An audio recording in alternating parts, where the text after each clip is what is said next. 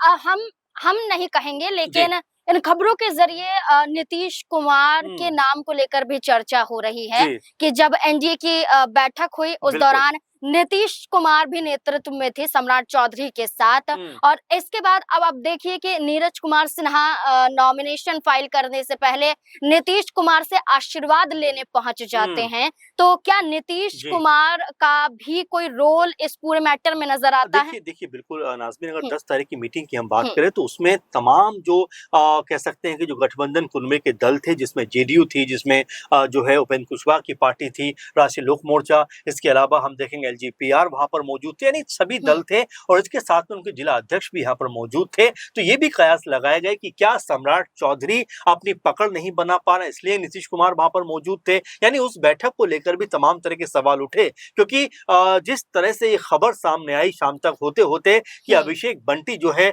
अपना नाम वापस लेंगे, तो हर कोई हैरान था कि आखिर अभी तो मीटिंग हुई है, अभी तो तमाम जो गठबंधन के दल हैं वो साथ बैठे हुँ, हैं और जबकि अभिषेक बंटी जो है वो हुँ, अपना नामांकन कह सकते हैं 1 दिन पहले ही उन्होंने दाखिल किया है। तो आखिर ऐसी क्या बड़ी परेशानी सामने आ गई, ऐसा क्या वजह हो गई हुँ, जिसकी वजह से अभिषेक बंटी को अपना नामांकन जो वापस लेना पड़ा? लेकिन अगर हम पूरे माहौल को देखें, पूरे मामले को देखें, तो इसमें कोई दो राय की बात नहीं है कि यहाँ पर क्या जो गठबंधन के दल थे जिसमें जेडीयू का ज़िक्र आप कर रहे हैं, जी, क्या उनकी तरफ से कोई आपत्ति यहाँ पर ज़ाहिर की गई? क्योंकि जब अच्छा, नाम हुँ, सामने आता है नीरज सिन्हा का, तो बिल्कुल इसमें हमने भी देखा, तमाम दर्शकों ने हमारे देखा होगा कि नीतीश कुमार जो पूर्व मुख्यमंत्री हैं, बिहार के 20 हुँ, साल तक मुख्यमंत्री रहे, हुँ, उनसे एक तरीके से मिलते हुए दिखाई पड़ते हैं और आशीर्वाद लेते हुए नज़र आते हैं। तो क्या हुँ, ये कहानी कुछ और बयाँ करता हुआ नज़र आता है? क्या ये मानकर चला जाए कि जेडीयू के हुँ, इशारे पर ये जो बदलाव हुआ है वो होता हुआ दिखाई पड़ा है? तो अब तमाम तरह के सवाल यहाँ पर उठते हुए दिखाई हुँ, देंगे। लेकिन ये भी सवाल अपने आप में है कि